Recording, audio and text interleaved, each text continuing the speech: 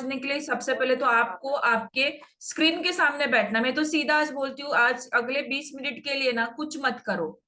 Shake पियो या shake अगर बना के लेके आ सकते हैं, जब तक कि मैं अपनी स्टोरी लेती हूँ, आप अपनी मेरी स्टोरी सुनते सुनते अपना शेक बना लीजिए और फिर स्क्रीन के सामने आइए। कुछ चीजें समझना बहुत जरूरी है, और ये जरूरी नहीं है कि ये मेल फीमेल के लिए है, ये मेल के लिए भी चीज है, राइट? क्योंकि थायराइड डिसऑर्डर आज का जो टॉपिक है, ये एक बहुत ही कॉमन प्रॉब्लम हो गया है। टीनेजर से ये प्रॉब्लम चालू हो रहा है, और ये बॉटम लाइन यही है कि आज इसको समझ के ही छोड़ेंगे हम लोग, राइट?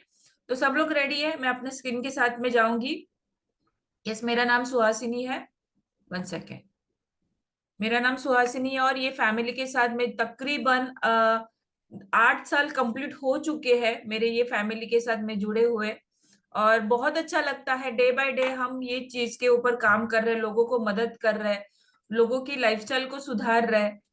और ये मेरा कुछ रिजल्ट था। मैंने जब भी ये फैमिली को ज्वाइन किया था, मेरे कोच मेरी शांता मैडम, शांता तरडे मैडम मेरी कोच रह चुकी है, जो कि एट द एज ऑफ 50 मुझे उन्होंने गाइड किया था।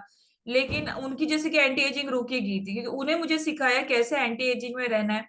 एट द एज ऑफ 44 मैं बहुत ही ज्यादा एनर्जेटिक फील करती हूँ। मेरा 2 बार रिजल्ट निकला है। पहली बार मैंने 15 kg का वेट लॉस किया था। थ्रू आउट प्रेगनेंसी मैंने गुड न्यूट्रिशन लिया था, due to some women's problem, PCOD PCOS problem, जो कि कल शुभांगी मैडम ने लिया हुआ टॉपिक था। वो चैलेंज से मैं एट द एज ऑफ 28 से मैं जूझ रही थी, लेकिन मुझे नहीं पता था उसका सोल्यूशन। जैसे ही आई, सोल्यूशन पता चला, लाइफस्टाइल को चेंज किया, हेल्दी हैबिट्स को लगाया। हेल्दी हैबिट्स के साथ अगर मैंने ये सारी चीजों को कंप्लीट किया है कि वो चीजें कैसे करनी है, ये समझा। मेरे मदर इन लॉ की वजह से मैं ये फैमिली के साथ जुड़ी, उनकी लाइफ को चेंज किया। थ्रू आउट प्रेगनेंसी को राइट गाइडेंस से सारे न्यूट्रिशंस को कंज्यूम करते हुए अमेजिंग 20 kg का फैट लॉस किया। और ये स्किन के सामने मेरा रिजल्ट है। और यस, आप देख सकते हैं कि मेरा स्किन रिजल्ट, क्योंकि बेसिकली मैं आई थी स्किन के लिए, मेरा बहुत सारे स्किन के डिसऑर्डर थे। और लेकिन बोलते हैं ना, पेट अगर किसका साफ नहीं रहेगा तो डेफिनेटली वो चेहरे से समझ में आता है। मेरे पहले तो मेरी डाइजेस्टिव सिस्टम अच्छी हुई, और रिस्पेक्टिवली मेरी स्किन में एनहांसमेंट आया। और बहुत ही बढ़िया लगता है, हमें सारी चीजें एक जगह पे मिल जाती है, एक एक फैमिली में मिल जाती है, समझ में आता है कि किसके साथ रहना है और क्या करना है हमें। तो ये रिजल्ट को मैं बता के बहुत सारे लोगों को मदद कर रही हूँ, और बहुत सारे लोग मुझे थैंक यू बोल के जाते हैं। तो आज हम समझने वाले हैं थायराइड डिसऑर्डर के बारे में। तो कितने सारे लोग रेडी है पेन और पेपर लेके? पेन और पेपर लेके रेडी है? कुछ ऐसे चीजें रहेंगी कि जिसको आपको समझना है। यस, आई, वेरी गुड। तो आपको पेन और पेपर लेके रेडी, अगर कुछ भी आजू बाजू में है आपकी लिखने के लिए, ताकि कुछ कीवर्ड्स, कुछ वर्ड्स आपको समझ में नहीं आएंगे, तो उसको समझना जरूरी है। तो थायराइड क्या होता है, आपको ये समझने आना बहुत जरूरी है। थायराइड डिसऑर्डर ये किस चीज से बना हुआ है, क्या होता है, आप देख सकते हैं। ये अपने गर्दन के बीच में जो गला रहता है, उसके बीच में एक ग्लैंड होता है, एक ग्रंथि बोला जाता है। चलिए, मैं तो बोलती हूँ ये थायराइड के बारे में छोड़ दो। सबसे पहले तो हम ये समझेंगे कि ये मेटाबॉलिज्म क्या होता है, बिकॉज मेटाबॉलिज्म से ही सारी चीजें आगे बढ़ती है, राइट? मेटाबॉलिज्म मतलब क्या? मतलब हमें स्कूल में सिखाया था 8वीं कक्षा में कि चयापचय है ना। मेटाबॉलिज्म मतलब हम जो भी खाना खा रहे हैं उसको तोड़ फोड़ के उससे कुछ बनाया जाता है, और उसके वापस से उसको यूटिलाइज किया जाता है हमारी सेहत के लिए, जिसको बोला जाता है आजकल के लैंग्वेज में मेटाबॉलिज्म बोला जाता है। लेकिन आप हिंदी या मराठी लैंग्वेज में बोलेंगे तो जिसको बोला जाता है चयापचय। जिसका डाइजेस्टिव जो सिस्टम होता है उसका अगर अच्छा रहेगा, तो डेफिनेटली उसका मेटाबॉलिज्म बहुत ही बढ़िया रहेगा, राइट? अभी इसमें ये मेटाबॉलिज्म में 2 हिस्से होते हैं, एनाबॉलिज्म और कैटाबॉलिज्म। सबसे पहले तो जानेंगे कैटाबॉलिज्म क्या होता है, और सबसे पहले तो जानेंगे एनाबॉलिज्म क्या होता है। एनाबॉलिज्म मतलब हम जो भी खाना हम शरीर को देते हैं, जैसे कि कार्बोहाइड्रेट्स लिया या प्रोटीन लिया या फैट लिया, उससे जो भी कन्वर्जन होता है, जो भी फॉर्मेशन होता है, जिसका बोलते ना, जिसको तोड़ के जो चीज बन जाती है, लाइक लकड़ी को तोड़ के हम लोग टेबल बना लेते हैं, ऐसा लकड़ी के साथ हम बहुत सारी चीजें बना सकते हैं, राइट? लेकिन जैसे अभी फॉर एग्जाम्पल मैंने कार्बोहाइड्रेट्स खाया, कार्बोहाइड्रेट्स में रोटी, सब्जी, चपाती जो भी आती है, वो चावल, ये सारी चीजें आती है, उसको तोड़ के मैंने उसका कन्वर्जन फॉर्मेशन किस में किया? मैंने ग्लूकोज में किया। अगर वहीं पे मैंने प्रोटीन को तोड़ के, प्रोटीन मेरी मैं प्रोटीन अगर कुछ खाने में खाती हूँ तो बॉडी उसको प्रोटीन को तोड़ के कुछ अमाइनो एसिड्स बनाती है, और जो अमाइनो एसिड्स है हमारी सेल्स की फॉर्मेशन होती है, सेल्स क्रिएशन होता है। हमारी body completely made upon by cells. अभी यहाँ पे कोशिकाएं, पेशी, ये इसकी स्ट्रक्चरिंग अच्छी रहनी, ये भी एक मेटाबॉलिज्म का काम होता है। तो एनाबॉलिज्म का काम क्या होता है? उसको फॉर्मेशन करना, बनाना। और कैटाबॉलिज्म का काम होता है उसको तोड़ के, उसको, जैसे कि मैंने बोला कार्बोहाइड्रेट्स के तोड़ के ग्लूकोज बना दिया, तो ग्लूकोज बनना ये कैटाबॉलिज्म हो गया। तो ब्रेक डाउन करना, अभी वो ग्लूकोज के साथ क्या करना है, ये आगे हमें हमारा थायराइड जो होता है उसको समझाया जाता है, राइट। तो आपको यहाँ पे समझ में आ गया एनाबॉलिज्म क्या होता है और कैटाबॉलिज्म क्या होता है। तो एनाबॉलिज्म तोड़ बनाने का काम करता है और कैटाबॉलिज्म तोड़ने का। सबसे पहले तो तोड़ना होता है, फिर उसका बनाना होता है, क्योंकि लकड़ी को तोड़ के शेप में फिर उसको फॉर्मेशन किया जाता है। तो ये मेटाबॉलिज्म का काम है। तो यहाँ पे जिसका भी मेटाबॉलिज्म अच्छा है ना, वो हेल्दी है। जिसका भी मेटाबॉलिज्म पुअर है, उसको चैलेंजेस जल्दी पकड़ सकते हैं। तो ये हमारे थायराइड डिसऑर्डर का पहला पड़ाव है, इसको समझना बहुत जरूरी होता है। और ये ज्यादा करके 40 के बाद ये मेटाबॉलिज्म पुअर होना बट नेचुरल है। तो आपको ये चीजों को समझना है कि अगर आपको हेल्दी रहना है, आपको अच्छा रहना है, तो उसकी शुरुआत अर्लियर एज से करनी है। अर्लियर एज मतलब कौन सा एज? जब आप टीनेजर लाइफ छोड़ देते हैं, है कि नहीं, जब 15 साल या 16 साल हो जाता है, 20 साल से अपनी जर्नी स्टार्ट होती है। बिकॉज हम लोग बच्चे रहते हैं तो हमारा मेटाबॉलिज्म अच्छा ही रहता है। आपने देखा है कि कभी छोटा बच्चा थक जाता है, इतना खेलता है इतना खेलता है, लेकिन कभी थकता नहीं है, राइट। ये कभी थकता नहीं है, क्यों? क्योंकि उसका मेटाबॉलिज्म बहुत ही बढ़िया रहता है। तो आइए हम जानते हैं फंक्शंस ऑफ थायराइड, है ना। ये कुछ थायराइड, जैसे मैंने आपको ग्लैंड बताया था कि ये बटरफ्लाई के शेप का हमारे गले के सराउंड, गले के मिडल ऑफ द सेक्शन, ये थायराइड ग्लैंड होता है, जिसको ग्लैंड को सादी सी भाषा में ग्रंथि बोला जाता है, राइट। ये ग्रंथि करता क्या? अभी ये ग्रंथि के यहाँ पे जाने से पहले इसका जो शुरुआत है, इसकी शुरुआत आती है हिपोथैलेमस यहाँ से। मतलब ये हिपोथैलेमस, ये जो पार्ट होता है ना, ये अपने ब्रेन के अंदर होता है। ब्रेन के ये हिपोथैलेमस स्ट्रक्चर के नीचे एग्जैक्टली आप देख सकते हैं, एक छोटी सी ग्लैंड है, पिट्यूटरी, पिट्यूटरी ग्लैंड बोला जाता है। एक ग्रंथि होती है, छोटी, बहुत ही छोटी होती है, इतनी छोटी होती है कि उधर से हमारे बहुत सारे हार्मोन्स क्रिएशन प्रोसेस चालू हो जाती है। अभी उसी में से एक है थायराइड हार्मोन, राइट। अभी थायराइड हार्मोन का काम बहुत ज्यादा इंपॉर्टेंट है, क्योंकि ये पहली आर्मी है जो पहले हमारे बॉडी के हेल्थ के स्ट्रक्चर के लिए काम करती है। लेकिन इसके पहले इसके कुछ जो पार्ट्स होते हैं ना, उसको समझेंगे। तो जो थायराइड हार्मोन का जो शुरुआत होती है, वो हाइपोथैलेमस नाम से होती है, जिसके एग्जैक्टली बिलो, ये ब्रेन के अंदर होता है, जिसके एग्जैक्टली अंदर हमारा TRH मतलब क्या, थायराइड रिलीजिंग हार्मोन क्रिएट होता है। उसके आगे वो थायराइड रिलीजिंग हार्मोन बताता है बॉडी को, थायराइड ग्लैंड को, कि जाओ आप ऐसे कुछ हार्मोन्स बनाओ जो आपके ऑर्गन्स के लिए काम करने वाले। अलग अलग ऑर्गन्स है हमारे पास, बहुत ही डिफरेंट डिफरेंट ऑर्गन्स है। कौन से ऑर्गन्स है मैं आपको बताऊंगी, बट वो थायराइड रिलीजिंग हार्मोन बोलता है, थायराइड स्टिमुलेशन हार्मोन को काम करने के लिए भेज देता है कि जा तू ये चीज है वहां तक लेके जा। तो ये मैसेंजर का काम कौन करता है? बेसिकली पिट्यूटरी ग्लैंड करता है। अभी पिट्यूटरी ग्लैंड से निकलने वाला TSH, थायराइड स्टिमुलेशन हार्मोन, ये पहुंच जाता है थायराइड ग्लैंड तक। और थायराइड ग्लैंड ये चेक करता है कि आपको कौन सा मैसेज आया है, कौन सा मैसेज हार्ट के लिए आया है, कौन सा मैसेज लीवर के लिए आया है, कौन सा मैसेज पैनक्रिया के लिए आया है, किडनी के लिए आया है, बोन्स के लिए आया है, मसल्स के लिए आया है। बहुत सारे हार्मोन्स होते हैं, बहुत सारे कैटेगरी के हार्मोन्स होते हैं। लेकिन ये थायराइड हार्मोन को जज किस तरीके से करते हैं? इसको 3 टाइप से करते हैं, बट मेजरली मैं 2 ही चीजों की बात करूंगी, जिसमें T3 और T4। अगर आपको थायराइड इम्बैलेंस हो जाता है तो पहले तो आपको ये चेक करना है कि आपके पास T3 और T4 होता कैसे, किस तरीके से है। तो थायराइड T3 क्या होता है? ये ट्राइडोथेरोनिन नाम का होता है। T4 थायरोक्सिन हार्मोन होता है। बेसिकली इनका काम क्या होता है आप ये थोड़ा सा जानेंगे। तो ये सारी सिस्टम जो चलती है ना, जो मतलब पिट्यूटरी ग्लैंड से जो मैसेंजर के तौर पे एक टीएसएच रिलीज हो जाता है और उसके बाद वो टीआरएच तक पहुंच जाता है। ये टीआरएच फिर आगे थायराइड ग्लैंड तक, ये सारी सिस्टम को क्या बोला जाता है? एंडोक्राइन सिस्टम बोला जाता है, राइट। हमारा जो कैटाबॉलिज्म तोड़ के, जो भी चीजों को तोड़ के एक मॉलिक्यूल बनाते हैं, एक चीज बनाते हैं, एक हार्मोन बन जाता है, वो प्रोसेस को एंडोक्राइन सिस्टम बोला जाता है। मतलब तोड़ना और बनाना, फिर बना के फिर यूज करना, फिर उसको तोड़ना, फिर बनाना, ये जो सर्कल सर्कल में चलता है ना, रिसाइकलिंग चलता है ना, इसको, ये पूरे सिस्टम को बोला जाता है एंडोक्राइन सिस्टम, राइट। तो ये एंडोक्राइन सिस्टम में दो मेजरली कैटेगरीज है, जैसे कि मैंने बोला था, एनाबॉलिज्म और कैटाबॉलिज्म। अभी ये तो समझ में आ गया कि एनाबॉलिज्म बनाता है, कैटाबॉलिज्म तोड़ता है, लेकिन बनाता क्या है और उसका रिजल्ट क्या आता है? अगर एनाबॉलिज्म राइट वे से टूटा, बना, तो आपका ग्रोथ हार्मोन बन सकता है, जिसमें बेसिकली बच्चों का जो टीनेजर लाइफ से जो बच्चों का जड़न घड़न होता है वो होना चाहिए, क्योंकि ग्रोथ हार्मोन अगर अच्छा रहेगा तो बच्चा बच्चा ये किसी के भी हाइट से इंसान बढ़ना चालू हो जाता है, उसकी लंबाई से इंसान बढ़ना चालू हो जाता है।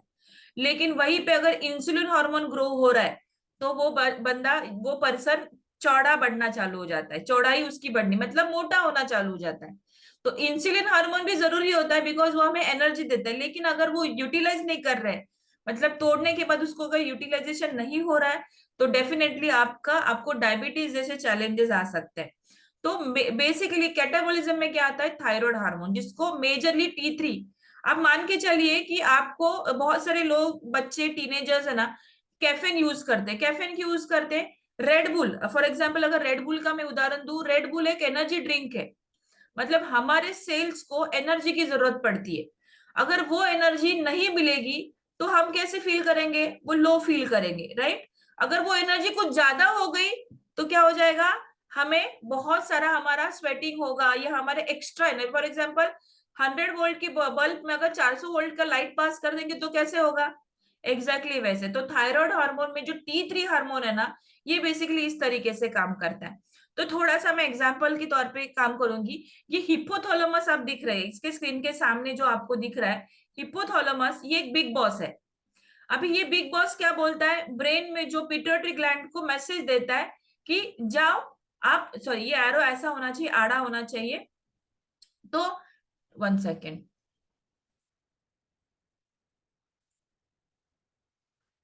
ये जो पिट्यूटरी ग्लैंड होता है, जो थायराइड हार्मोन होता है, उसको वो ये मैसेज क्या देता है? हिप्पोथैलेमस बोलता है कि जा, तू जाके काम करके आ। क्या काम करना है? क्या काम करना है आपको? जैसे कि बता रहा है वो,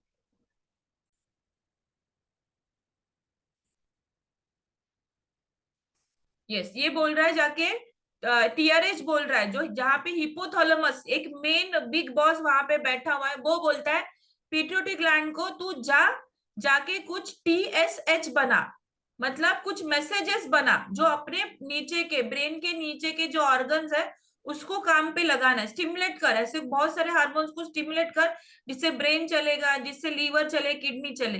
तो ये मैसेज जब ये टीएसएच तक जाता है, टीएसएच मैसेज पास करता है ये थायराइड ग्लैंड को, क्योंकि थायराइड ग्लैंड एक मेव ऐसा ग्रंथि है जो कि हमारे बाकी के ऑर्गन्स के मैसेंजर को, फॉर एग्जाम्पल अगर मेरे पास साइली का लेटर आया है तो मुझे साइली को ही देना है, मैं किसी और को देके नहीं चलेगा।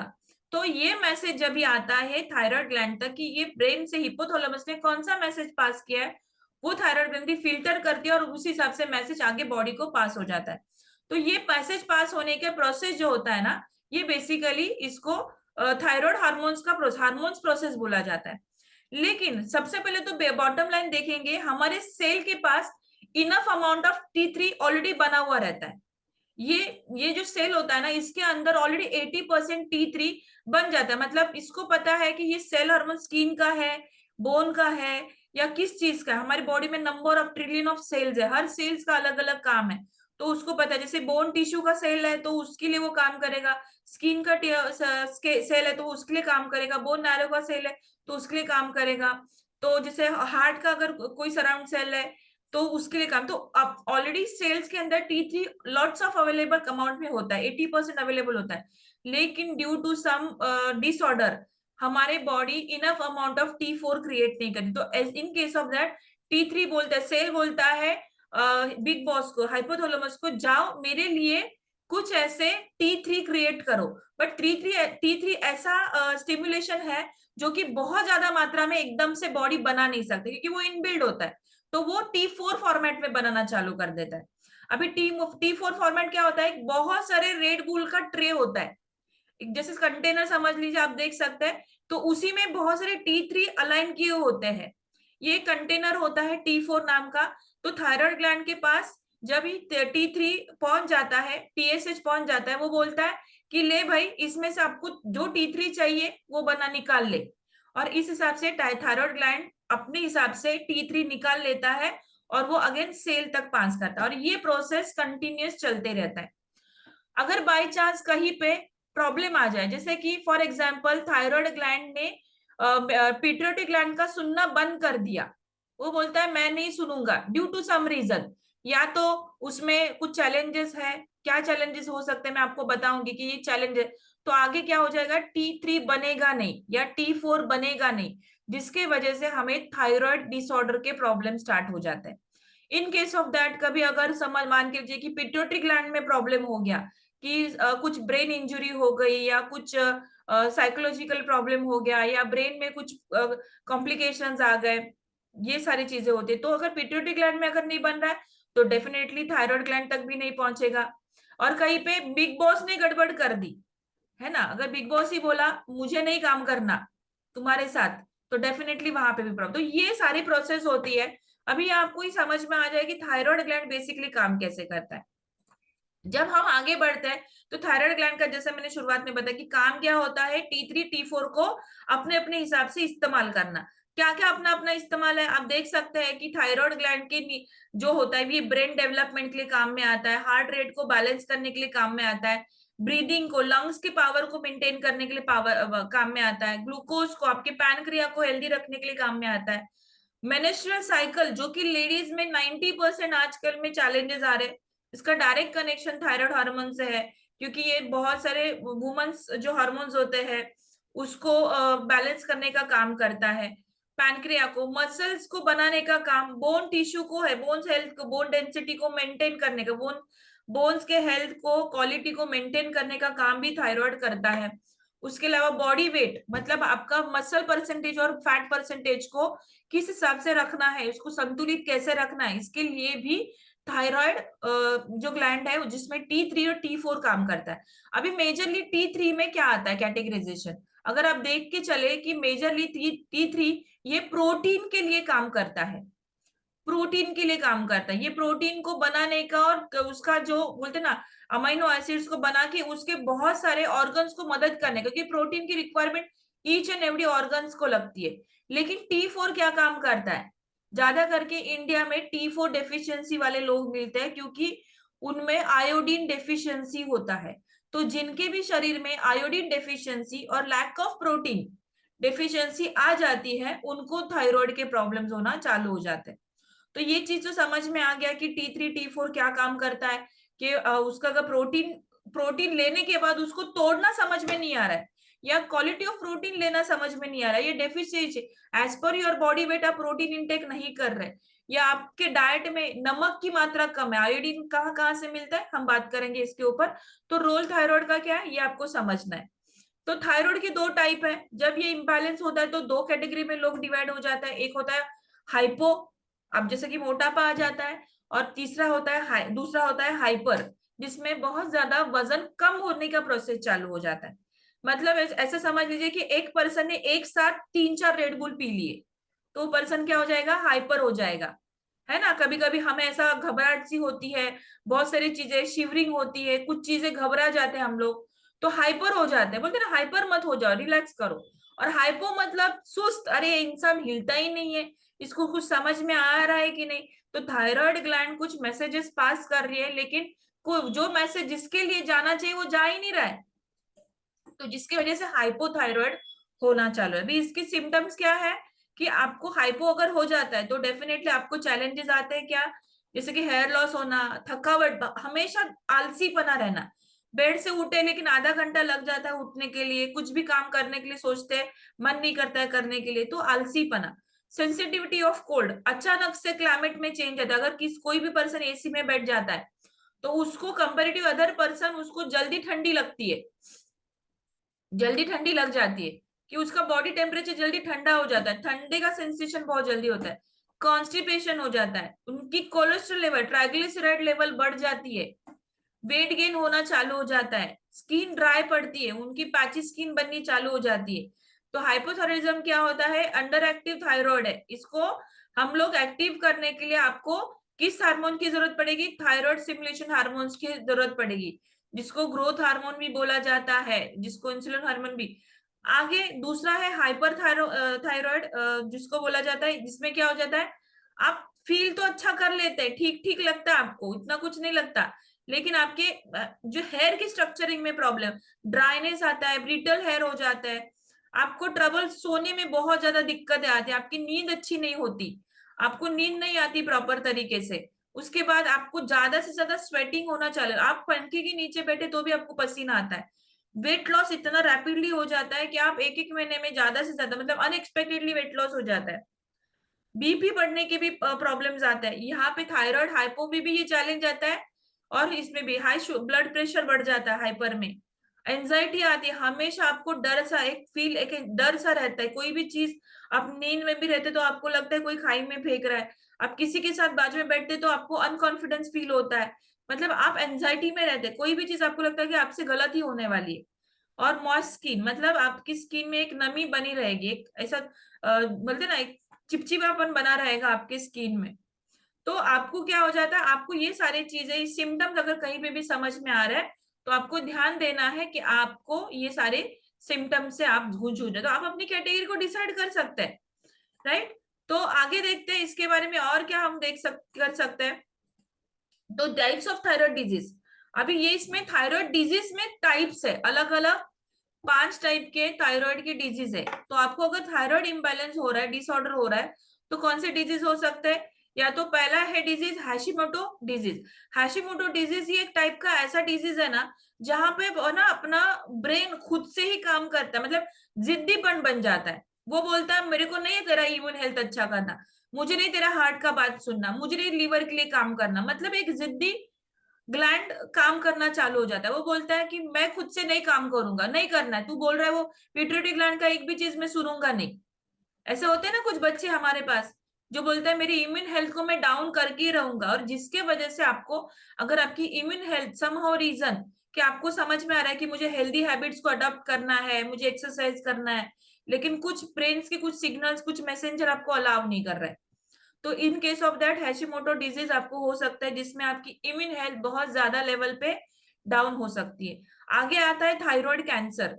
थायराइड कैंसर भी आपको एक डिजीज हो सकता है, जिसमें बहुत सारे ट्यूमर्स आपको अंदर फॉर्म हो सकते हैं। तीसरा आता है ग्रेव डिजीज। ग्रेव डिजीज मतलब जहां पे जिसकी आंखें ऐसे बाहर आ दिखती है, आपने किसी का देखा रहेगा, किसी के फेस में से किसी की आंखों का स्ट्रक्चर ऐसा पॉपअप आ जाते हैं, आंखें ऐसे लगते हैं कि उसके बाहर आई है आंखें।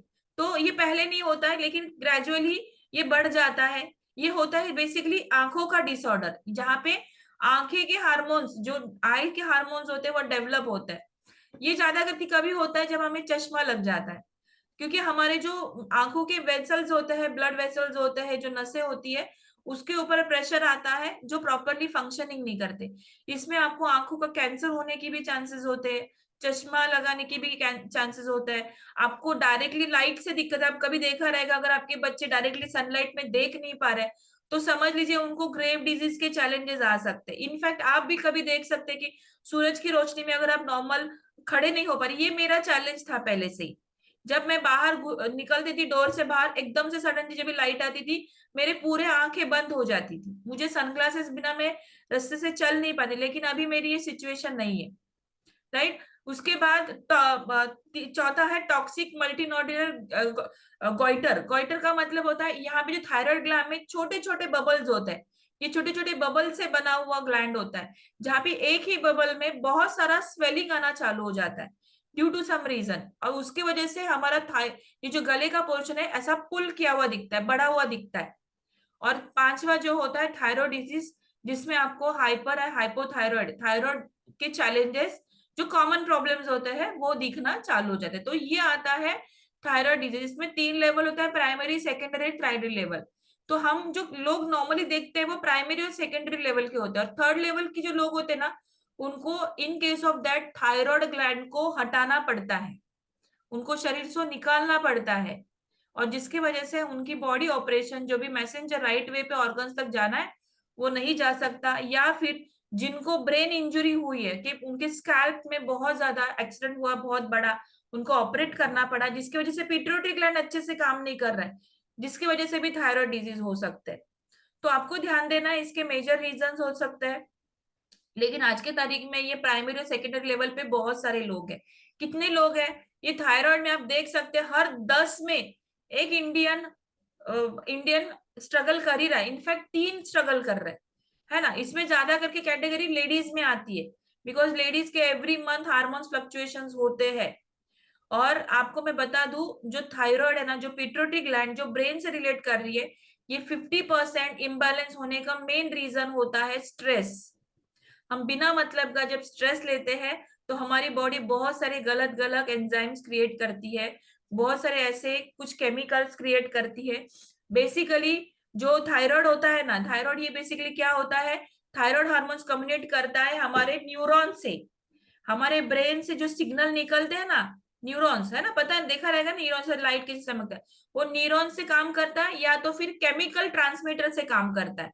ये बात किस तरीके से करता है कि टीएचएस बोला कि ये केमिकल रिलीज होगा, ये न्यूरॉन रिलीज होगा तो एक मैसेज पास होगा। लेकिन अगर ये अच्छी तरीके से पास नहीं हो रहा है तो डेफिनेटली, इसलिए आपको स्ट्रेस से दूर रहना है। सबसे पहले तो एक काम करना है, आपको स्ट्रेस से दूर रहना है। ऑफकोर्स खाने में आप क्या खा सकते हो, आपको आयोडीन रिच फूड खाने, क्योंकि T3 तो बन जाएगा अगर आप हेल्दी डाइट रख रहे हो, हेल्दी लाइफस्टाइल रख रहे हो, लेकिन T4 अगर बनना है तो आयोडीन आपके डाइट में होना जरूरी है। वो कहाँ से मिलता है आपको, सी फूड से मिल जाता है, स्पेशली सी शेल, जो शेल फिश रहते हैं उनसे आपको जिंक, आयोडीन, इन शॉर्ट बोलेंगे तो ट्रेस मिनरल बहुत ज्यादा जरूरत होती है आपके थायराइड को बैलेंस करने के लिए। जैसे कि सॉल्ट है, जो सी सॉल्ट बोला जाता है, बड़ा मीट होता है, नमक होता है व्हाइट कलर का जो पहले मिलता था, उसमें आयोडीन की मात्रा ज्यादा होती है। या तो फिर सेंधा नमक, उसमें आयोडीन की मात्रा ज्यादा होती है, पिंक सॉल्ट बोला जाता है।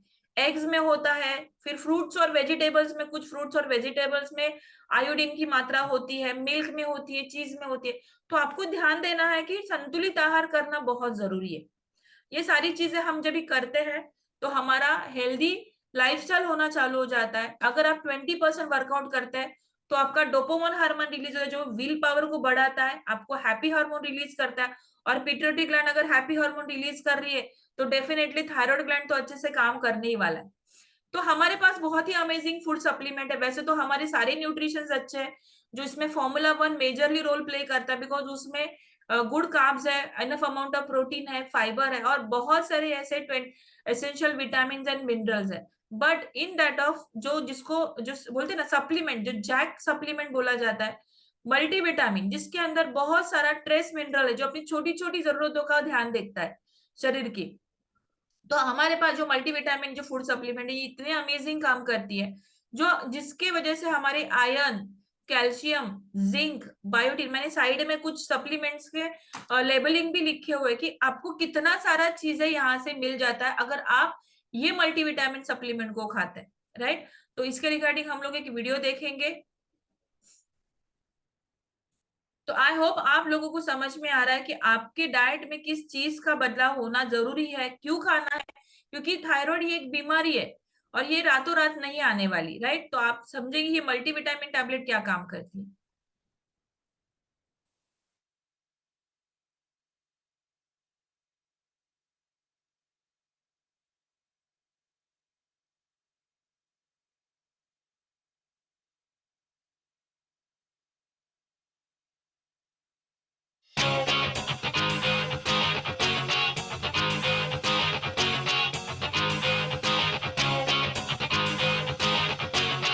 Two multivitamin mineral and herbal tablet comes with unique herbal blend containing 17 essential vitamins, minerals, phytonutrients like lim powder extract, pomegranate polyphenol extract and citrus fruit bioflavonoids. It provides micronutrients, that is vitamins and minerals, which are of vital importance for maintaining good health, added antioxidant ingredients.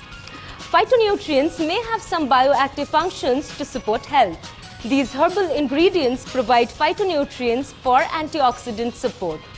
Antioxidants are needed by the body to tackle harmful free radicals which cause tissue damage. Taking multivitamin, mineral and herbal tablets could help bridge the gap for those whose diet do not meet the recommended dietary allowance. Take 1 to 3 tablets daily along with your meals.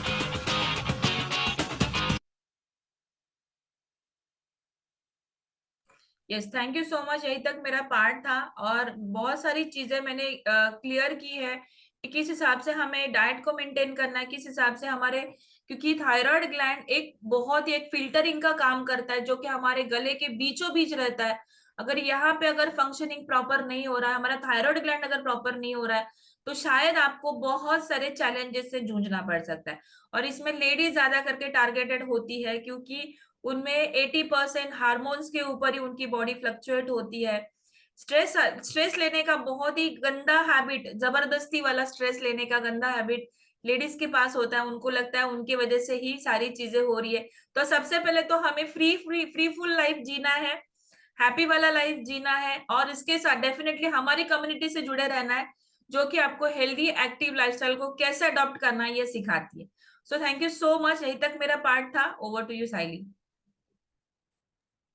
Thank you so much ma'am, बहुत amazing information दिया।